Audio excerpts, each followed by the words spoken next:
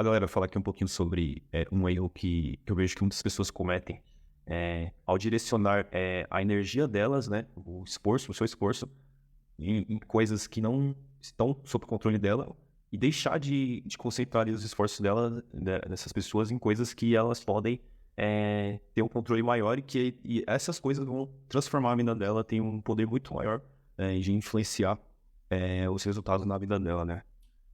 Um exemplo que eu gostaria de citar é a pessoa que, digamos assim, não estou dizendo que política, economia em geral, né, no país não seja importante, pelo contrário, é extremamente importante, porém, a pessoa, tem pessoas que eu vejo que elas gastam a energia delas de uma forma extremamente desnecessária, focando muito em aspectos políticos ali, por exemplo, numa discussão, defendendo o partido, independentemente se é esquerda ou direita, e essa mesma pessoa, ela deixa de concentrar, de direcionar energia para as questões financeiras na vida dela, entendeu? Ou seja, o ponto que eu quero levantar é esse, né?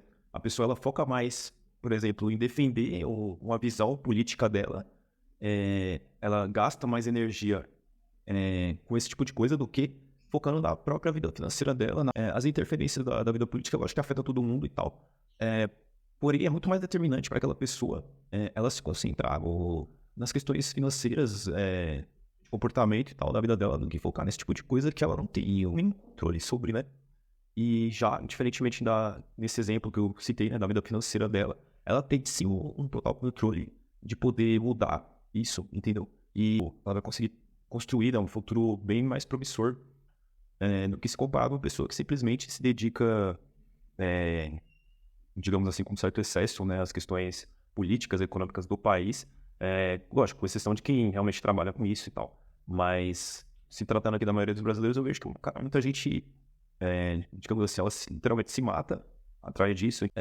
Gasta muita energia, ela dispersa, né, muita energia, ela foca demais, por exemplo, em algo como futebol, por exemplo, que ela não trabalha com isso, não vai trazer ali muitas coisas para ela, em questões de pontos positivos, e deixa de lado a vida financeira dela, a vida profissional também dela, deixa de lado.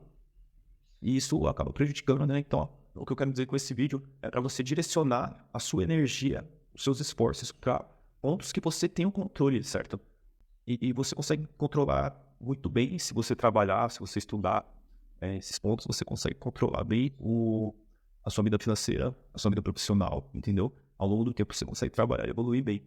Então, com esse vídeo eu queria alertar essas pessoas para que direcionem os seus esforços para os pontos que você tem um controle sobre a sua vida, certo? E as coisas que você não tem o controle, você pode se envolver e tal, mas não gastando a mesma energia que você gasta nesses pontos, certo?